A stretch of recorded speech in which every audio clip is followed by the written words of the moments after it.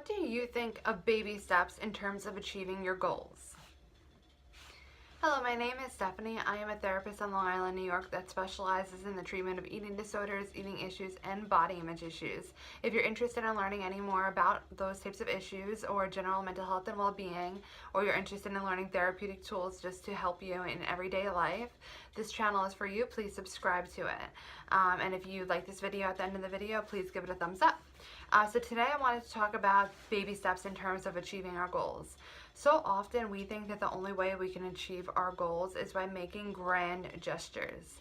And usually that causes us to engage in extreme behaviors. And when we do that, we might be putting our all in, and it's kind of like an all or nothing thinking. When we put our all into something like that and go to extremes, it tends to be not sustainable. So I want to talk a little bit more about baby steps as it pertains specifically to eating disorder recovery. I am such a huge fan of baby steps. A lot of times people come in to my office and are afraid of moving forward, and they want to get better, but there's something blocking them from feeling better and from bringing themselves to be able to start working more toward recovery. So what I always talk about is how important baby steps are in the process of recovery. So baby steps may get a bad rap, especially for eating disorder recovery, because there are other issues when it comes to having an eating disorder, such as health and all of that. It's something that we really do need to start moving fast on. However, I do want to make sure I put out there that I work outpatient on a strictly outpatient basis. So people who are coming to see me generally are more functional than someone who is in a higher level of care. Usually, ideally, when someone is seeing an outpatient therapist for eating disorders, typically that means that they're more generally more stable medically. So that's just going off of that. So we're talking more in a higher level of care type of, more functional level of care, so more outpatient levels of care as it pertains to eating disorder recovery. That's what I'm referring to with these baby steps.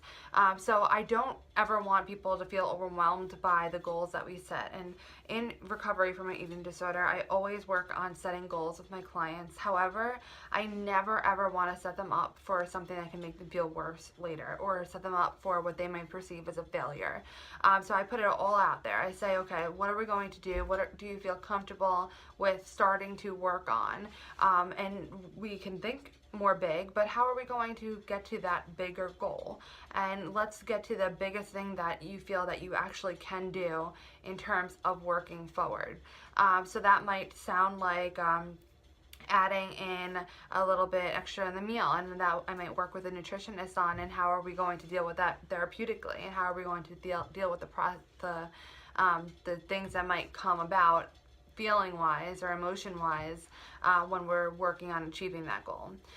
So then I always put it forward too that of course you need to, and I hope that you put your all into working toward that goal that we're setting, but if you feel that you're not able to achieve that goal, if for any reason over the week when you had a goal of doing something every single day, and you weren't able to do that, maybe you didn't do it at all, maybe you did it 3 days a week or something like that, then what's really important in this whole goal achieving or working forward type of phase, it's looking at what happened, looking at the situation objectively, and a therapist can really help you with this.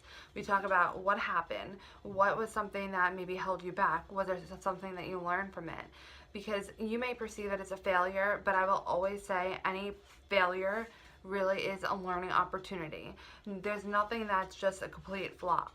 And we keep looking at it, okay, what can we break it down? Should we break it down a little further? Do you think that there's something maybe you could do differently to achieve the goal over the next week? And then hopefully if you are able to do that, and the next week we can build upon that goal, and we obviously look at it every week or every time we have a session if it's more frequent, to how are we going to achieve that goal, and then how do we start moving forward so that we can move further along in recovery.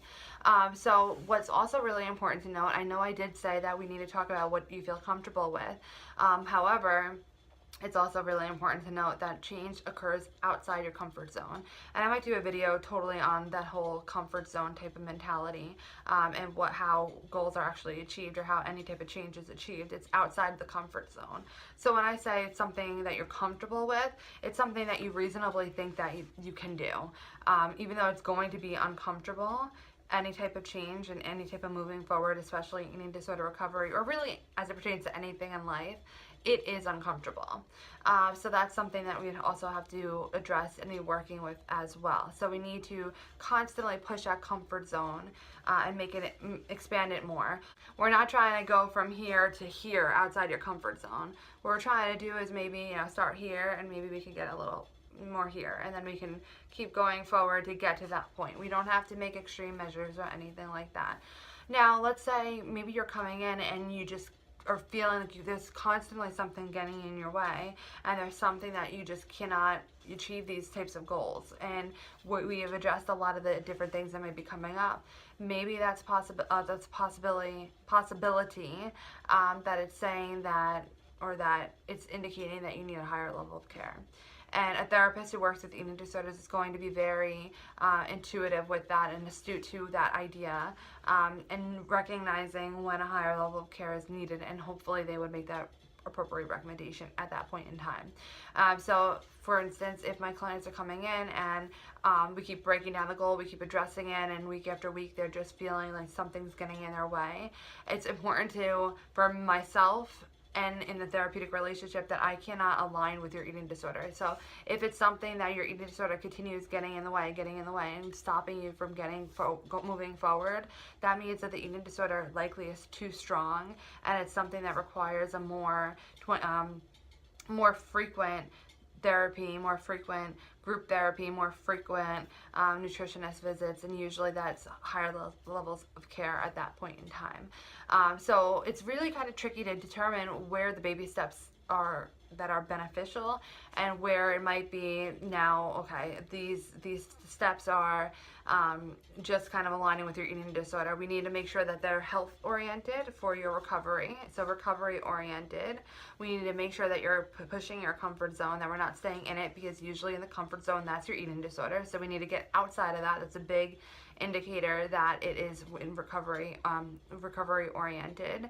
And we need to constantly assess and readdress and redo the game plan every session to make sure that we are constantly moving forward. So with all of that said, let me know what you think of baby steps in the comments below. Do you feel like that works best for your goals, whatever the goals might be? Again, if you like this video, please like this video, give it a thumbs up, and you can subscribe to my channel. I will put a little thing in the corner. It'll be my face, so you just click on that if you'd like to subscribe. I think it's going to be in that corner. And I will put another video over here that I think you might like if you had liked this video as well. I also offer a blog. I will link that in the description below. It talks more about all these types of things and everything that might be able to help you, or a lot more about what can help you as it pertains to eating disorders and just general mental health. So I hope that you have a great rest of your day, and that maybe you took something from this video. Have a great one. Bye-bye.